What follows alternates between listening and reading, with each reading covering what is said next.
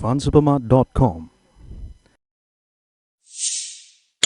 In the current uncertain economic environment, what is your view on the equity markets? Currently, equity market in India is determined more by the macro events rather than the micro events at this point of time. What we are seeing that there is a globally risk aversion on the fear of breakdown in the eurozone, and also on the higher oil prices which were persisting for the last 200 days or so. But now our sense is that the majority of correction in India has already been done. We are likely to close about 1250 earnings in India in FY13. So if you look at that way, our market is in the range of 12.5 to 13 PE multiple, which is significantly lower than the long-term averages. I want to give you some hint that people should not bog down on the noises and miss the big picture which is persisting in India.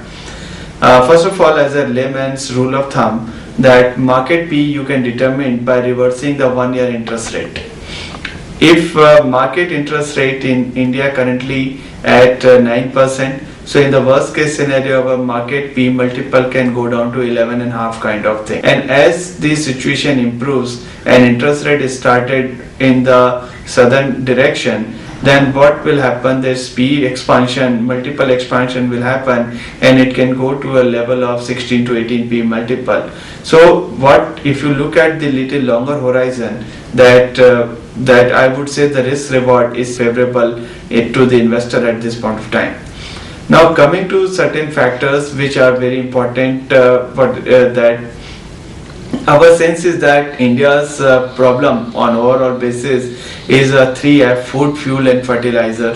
It is all the subsidy which hurts the Indian economy significantly. At this point of time, when India is running a current account deficit of 4%, and general rule of thumb is that if the country's current account deficit crosses 3%, then we are in a dangerous zone. Significantly, global risk aversion, lack of liquidity inflows in the equity market and bond market has actually aggravated the situation on the currency side. But on a fundamental basis, if you look at on a real effective exchange rate basis, at our currency, I would say at 56.60 is more or less we are at 100% of the correction has already been done on a fundamental basis. In the short run, on the trading side, it can overshoot. But what I would say that worst of the currency fear is more or less priced in. We have already seen that globally crude oil market is oversupplied.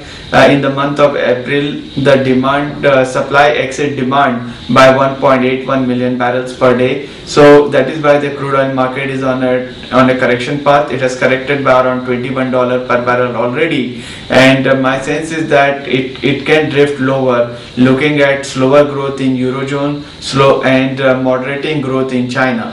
So in that perspective, that whatever factors which caused our higher current account deficit, like fertilizer prices have also corrected by $120 per ton in the international market. So looking at all these factors, I would say that the situation is getting improved in India. So if our government takes some policy reforms on the supply side, India is a very good market for all the investors, especially FII. If you come at 56 rupees to a dollar, where most of the correction has already been done on currency, then you will make money both on currency side and on the equity market side.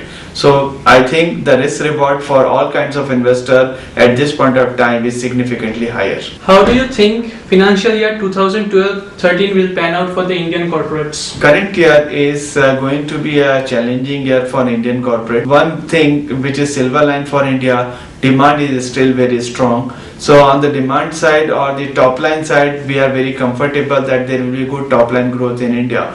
But there will be pressure both on financing side and on the margin side, because significant rupee depreciation has increased the cost of funding for most of the corporate who borrowed overseas between 2003 to 2007. We have seen Indian corporates have borrowed in the range of $85 billion.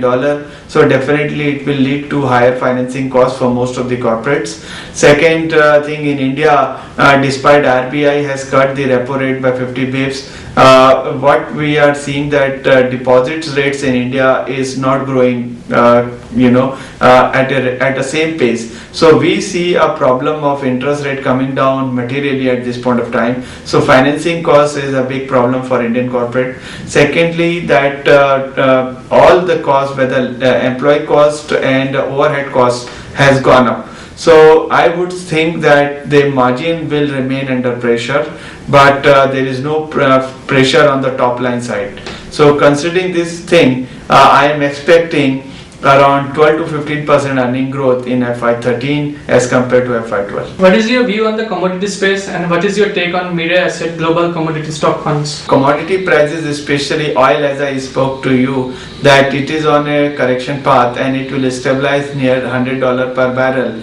And because at this point of time demand is less and supply is increasing, only risk is that if geopolitical risk or if the sanction on Iran has been implemented in toto, then definitely the oil price can spike. Otherwise, my sense is that the oil market is well balanced and it is little oversupplied at this point of time. Only issue is that how Iran issue is going to pan out.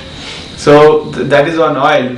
And looking at the non-ferrous metal, my sense is that the cost is going to support the prices. We have already seen the metal prices have corrected in the range of 25% from the peak, and more or less now the commodities are trading at their marginal cost of production. So as soon as the growth will revive, you will see upside movement in the commodity prices. And coming to steel prices, my sense is that the iron ore market is tight, but I won't see that the iron ore prices will go up again to $180 or $190. It will trade between $120 to $150 per ton. Thermal coal will also behave between $90 to $120 per ton. So more or less these commodities are going to behave in a range. But on coming to the stock market valuation of the commodities, stock market is actually factoring in mild recession in the global economy, significant downtake in Chinese economy. That is why most of the stocks in the commodity space are trading between 0.5 multiple to 1 time price to book multiple.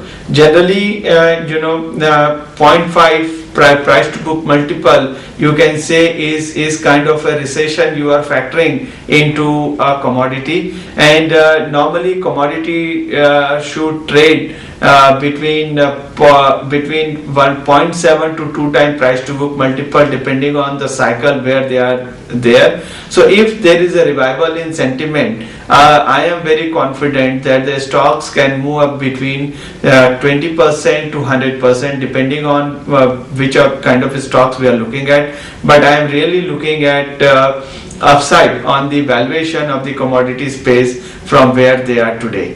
And inflation in China is on moderating path. We are seeing that they are now clocked 3.4% CPI inflation, and this inflation rate is likely to come down as we move forward. So as Chinese government has already given one fuel price cut last week, so I am expecting further fuel price cut, and also pork prices in China is on southward trajectory. So you will see CPI inflation will come down to 3% level. Then you will see in the next 3 months a rate cut in China, which will boost the commodity market globally.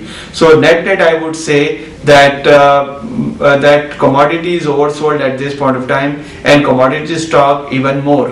So it looks much better to invest in commodity stock at this point of time. What is your stock picking strategy for your equity fund in this volatile market phase? Generally, Mere Asset follows very stringent norms of stock picking. We focus on very judiciously on ROE and ROCE of the business, because ROE of the business is really give a credibility of the management, and ROCE gives the that the strength of the business. So that we look at very judiciously. We focus on 3 to 5 years viewpoint of a business when we buy any stock in our fund, that how business is going to shape up in next 3 to 5 years. So we focus a lot on cash flow, because our view is that cash is king, and if the business is throwing significant cash, then definitely we are open to buy at higher valuation. So we are not focused on too much on cheap valuation, but we want to buy a good growth, good ROE, ROCE at a reasonable valuation. That is our philosophy. And in this volatile market, we have added some more filter like foreign currency exposure of the businesses, oil price impact, and interest rate. If we see the businesses are able to overcome these difficulties, are a superior business, and we try to buy in our fund.